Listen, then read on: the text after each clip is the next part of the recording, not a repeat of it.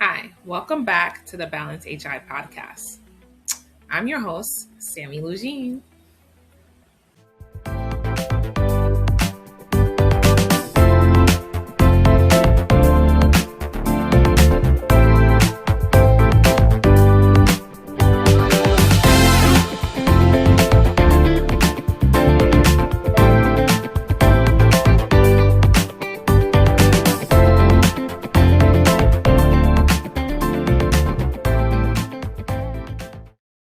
Okay, real talk. Before we start, this episode almost didn't exist.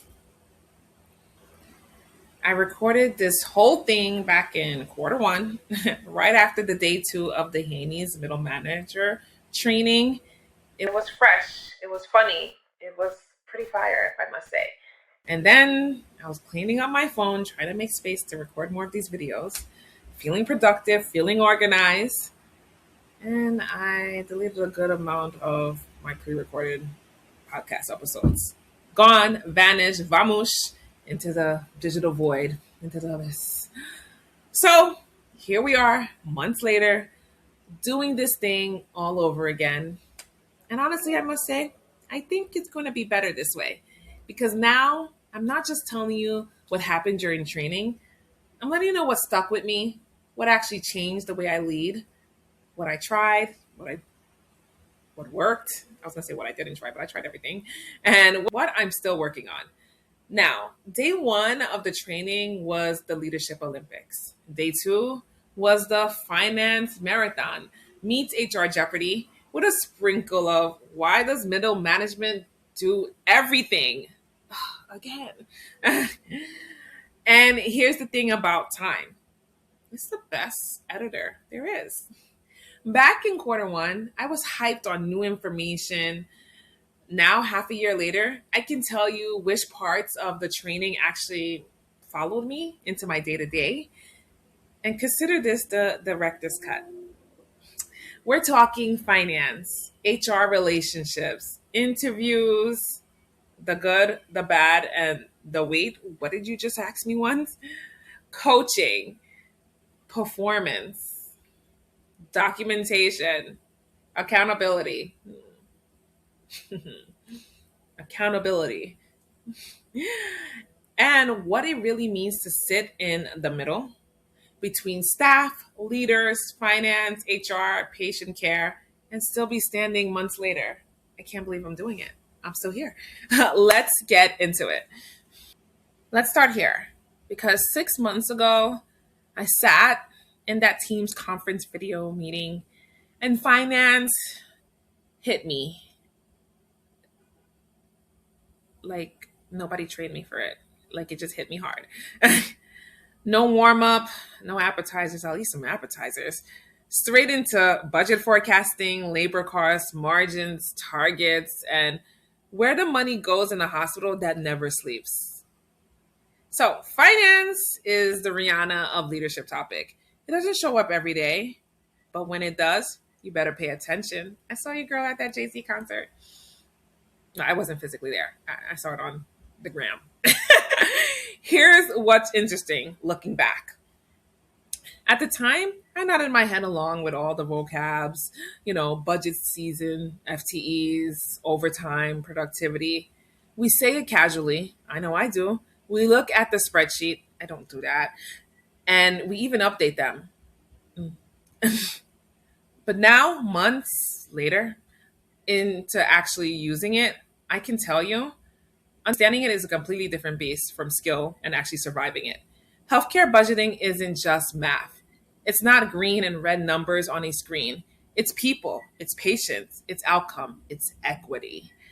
Those PDFs and dashboards translate into who gets hired, who gets cut, who gets resources, who gets stretched thin, who gets burnt out, who stays, and who quietly leaves.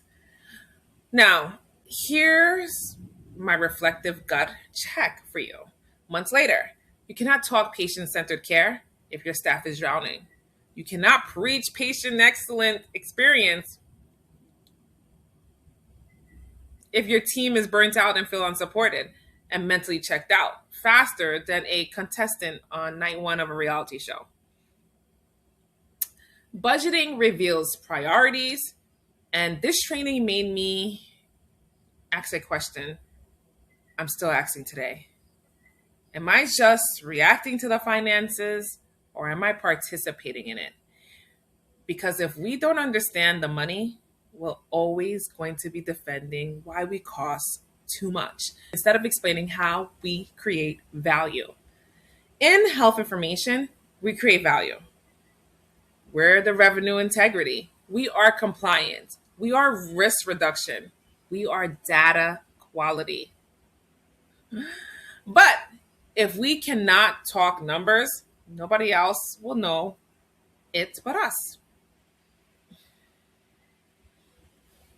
If we cannot talk numbers, nobody else will know but us. This part took me way back to my ninth moonlighting as a adjunct professor, teaching budgeting to health information technology students after a full workday, running on strong motivational tea and a room full of why I need to know this again faces. Now let's break it down, since apparently I need a refresher for myself as well. Capital budget is the big ticket, long term. This changes the game.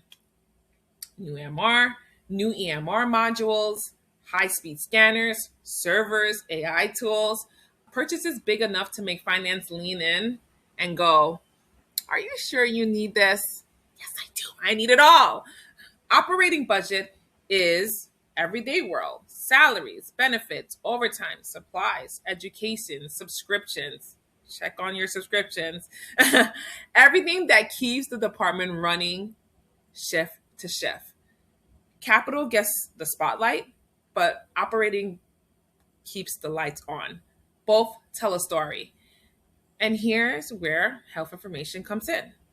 And this is the part that I have actually had to practice since I started in leadership. Not just learn about it. We cannot fly solo. We cannot say, I want a new document management system or I want an AI tool for coding without justification, data, impact analysis, and a clear case for compliance benefits and return. Capital is not, I saw a cool demo at a conference and I want it. Okay, I'm guilty. I have done that before. Capital is, here's the problem, here's the data, here's the risk, and here's how this fixes it. Here's the timeline. Budgeting is a strategic sport, not a free-for-all shopping spree on Amazon Business at 2 a.m. Not a free-for-all shopping spree on an Amazon Business at 2 a.m. Oh my God. I can't believe I write this stuff. And speaking of capital budget, let me confess something, because this training brought this memory right back up. I once put in a capital budget request for new Kodak scanners for my department. Real request, real need, real justification. I had the data. I had the case. I had a fat fingered a digit. One digit. The number went up the chain. Finance looked at it, approved it. Everybody nodded. It went through. And then I went to actually purchase the scanners, and there's no scanners on this earth in that price range. Not even close. I had to basically ask for and gotten approved for a number that didn't match any real product that exists. So there I am, honing on an approved budget for machines that doesn't exist. And I have to go back and explain what happened.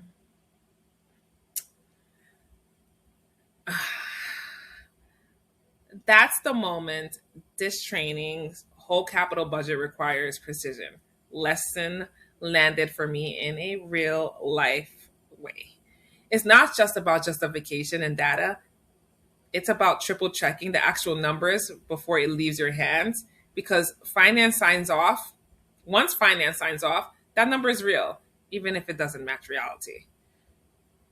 It was a digit off. Can't believe it. Lesson learned. Scanners did not get purchased. I gotta wait for the next budget, but dignity mostly recovered. And one of the operating sides, the honest question I had to ask is, and I actually keep asking myself all year, do we really need that money for those vendors? Are we duplicating tools? Are we spending on how we've always done it instead of what actually works today in the now? Middle managers do not just inherit budgets, we shape them with every hire we advocate for, every tool we retire, every renewal we question. We're either treating as cost centers or strategic partners. The difference lives in how we talk money. Now, HR, let me roll my shoulders back for this one. This training made it clear. Middle managers need a real ongoing collaborative relationship with HR, not only when things go bad kind of relationship. I had a range of HR relationships, some dynamic, some chaotic, some in sync, some very much not. There were times HR felt like the gatekeeper, the enforcer, the no department. No. And there were times HR felt like a true partner, a coach, and a sounding board. I love those type of relationships. The best relationships are the collaborative ones, of course. When HR and leadership sit on the same side of the table, asking how we can support this person, protect the team, stay compliant, and make this fair. HR isn't just onboarding, packets, and mandatory trainings. They're advisors, compliance protectors, risk managers, and even culture shapers. And yes, this training also reminded me I might need to update my job descriptions again. Still true today, by the way. Very still true today. Middle managers evolve, departments evolve, technology evolves, expectation evolves. But job descriptions, they don't always move that fast. I would know. You ever read a job description and think, this is cute, but this is 40% of what I actually do? Exactly. That's what I'm talking about. HR partnership is how we fix that. When we're stuck, unsure, or too emotionally close to a situation, HR should be the safe place to say, here's what I'm seeing, here's what I'm feeling, here's the impact, and what are my options that keep us legal, ethical, and humane. That's mature relationship. Not I'm going to wing it and hope for the best. That's the worst kind of strategy, FYI. Plot twist. The girl who let her sneakers collect dust in the back, and I brought the receipts? Can't believe I did that. The couch and I had a beautiful relationship, but it was making me soft, slow, and salty, so I broke up with it. Enter Strong Strides, my mindful runner's journal, and my new toxic trait, because now I cannot run without writing it down, like it owes me money. Track your runs, my numbers climb, my ego climbs with them.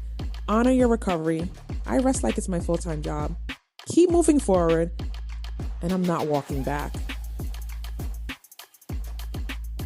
I am not chasing the body I used to have. That girl has retired. I am building the upgrade. So lace up, write it down, and try to keep up. Let's go. So grab your copy of Strong Strides, Runner's Journal by Andres Ravel. Link is in the show notes. Okay, back to training, and not the marathon kind.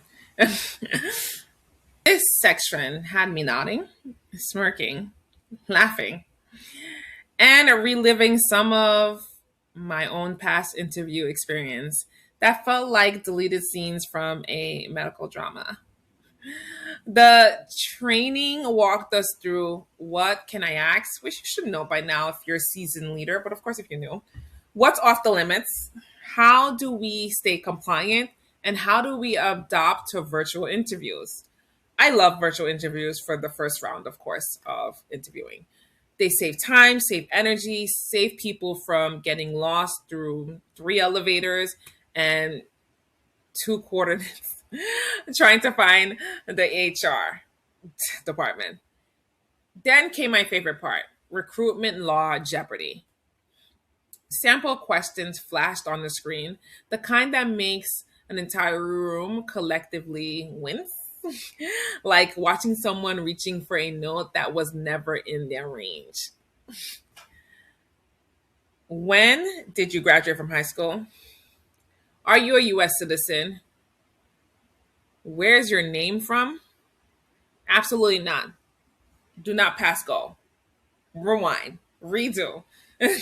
We are not just interviewing, we are representing the organization. We focus on skills, experience, professionalism, judgment, teamwork, and alignment with the mission, not age.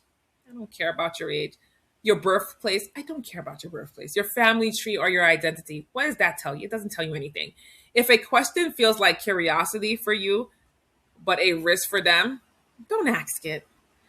Now, here's my update since Q1. I built out that 4-page interview question document I mentioned, wanting to formalize, behavioral. It was based on, technical leadership, problem solving, adaptability, culture, scenario based. It might be slightly intimidating for candidates. You can almost see that it's an interview or defending a dissertation. But I am not using it to grow people for sport. I'm using it, the answers as that actually, patterns, red flags, green flags, and how I want to get to know people, how they are under stress. An interview isn't, can you act perfect for 30 minutes? It's, can I see how you think? Structured. Of course, legal, consistent interviewing is an extra. It's best practice. Ask questions that show you they can grow. Can they be coached? Can they own their mistakes? Can they support the mission? That's leadership. Okay. Coaching for performance. This one still hits home, maybe even more than with a few months of practice behind it. Coaching isn't a hobby. It's not the fun extra on the top of real work. Coaching is actually leadership. This is not just cheering, not just correcting, and not just nice job or do better.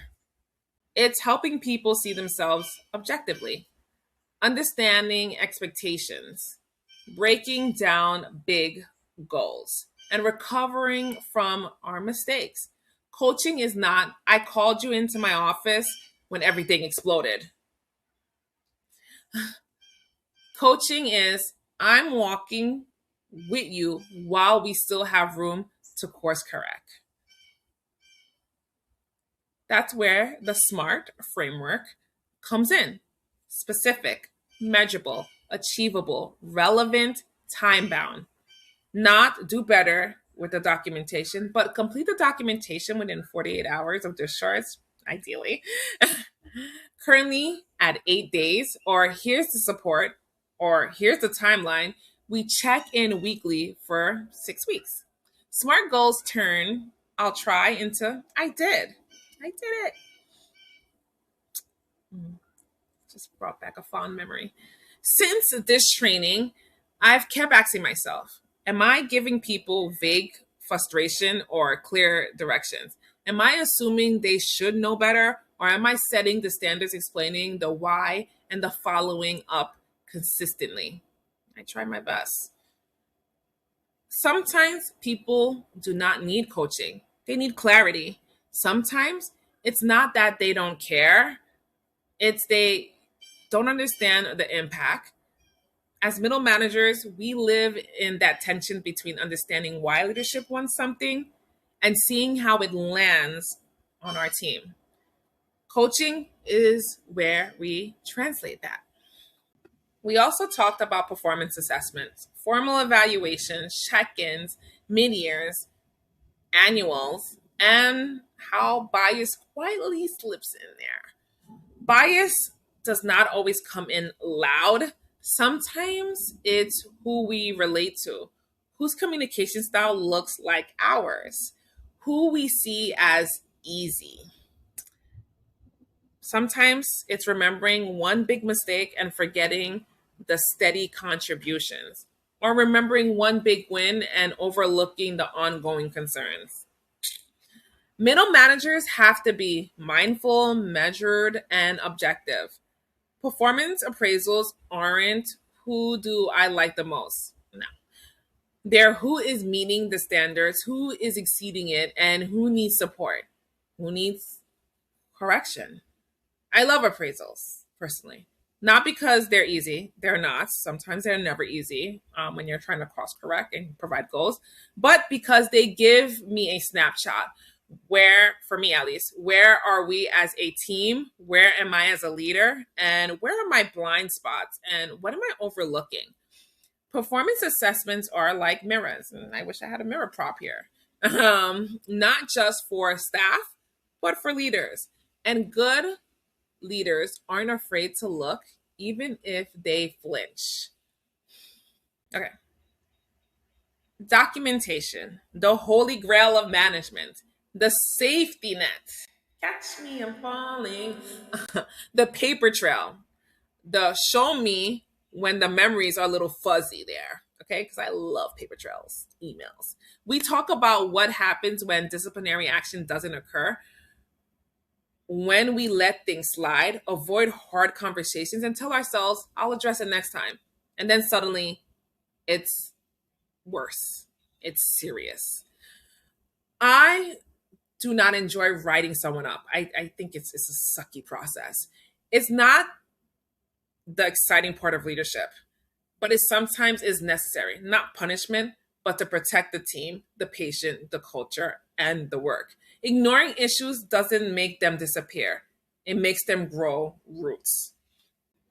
Being fair, consistent, and clear means documenting what happened when, what was said, and what expectations were set, and what follow ups was agreed on. Not, I feel like you're not committed. But on this date, this happened, and here's the impact, and here's the plan moving forward. I once had to do quarterly evaluations for specific situations just to get things back on track because consistency was the only cure at that time. Paperwork was it? Ugh. If it is not documented, it might as well not have happened. And when things escalate past, we can fix this. The question is always, what's documented? Okay, before we wrap up, everything we just talked about, finance, HR, documentation, coaching, leading in the messy middle, that's exactly what I dig into in my book, Digital Health Navigator. It's written for health information professionals and health leaders who are being asked to do more, lead more, and translate more.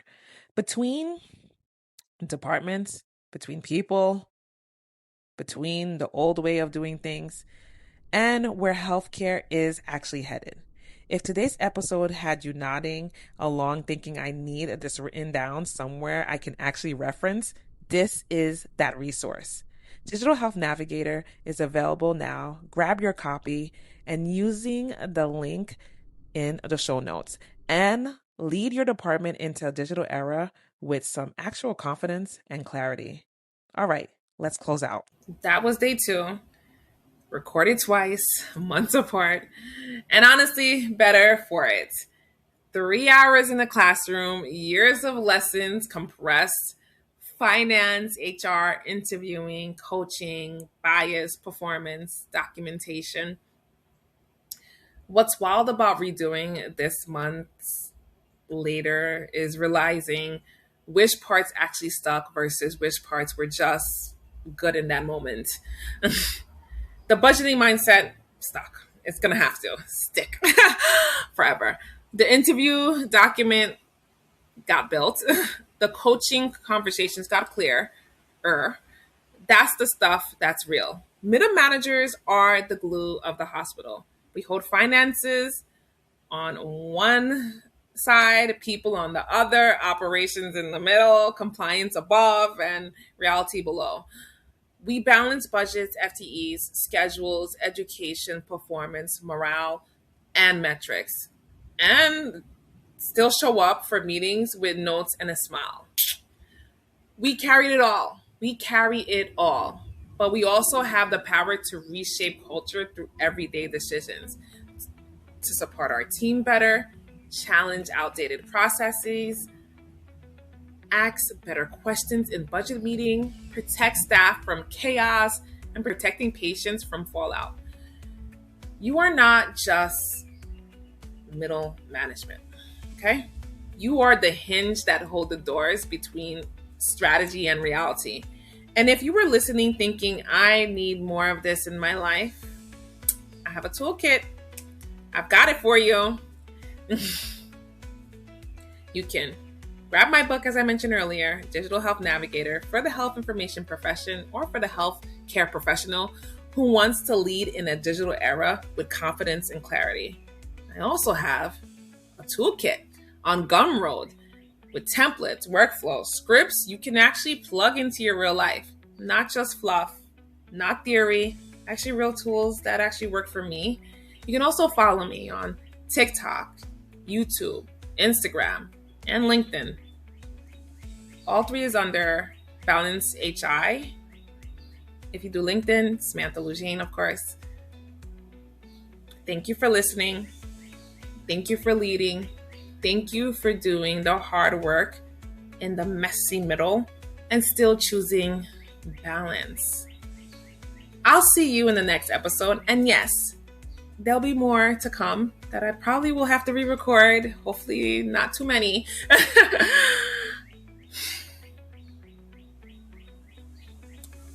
Stay informed, stay empowered, and stay balanced.